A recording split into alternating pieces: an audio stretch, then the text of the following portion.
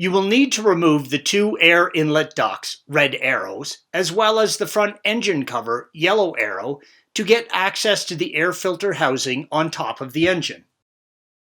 Remove each duct by compressing them towards the engine, red arrow, and slipping them off the air inlet. With the ducts off, you can remove the front engine cover. It pulls up and away from the engine as indicated by the yellow arrow.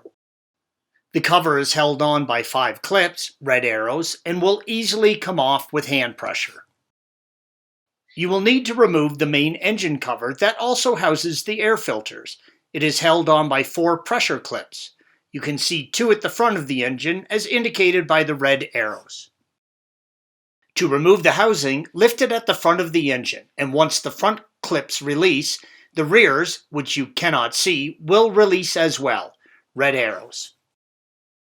Place the housing on a flat surface with the logo side facing down.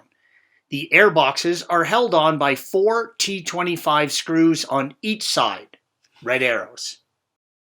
Flip the airbox over and remove the filter. The filters will only fit into the box in one direction, so take note of which way they came out. Clean any dirt or debris from the box and insert your new filters. Installation is the reverse of removal. Thanks for watching. Click here to view the original article along with hundreds of other DIY content for your car.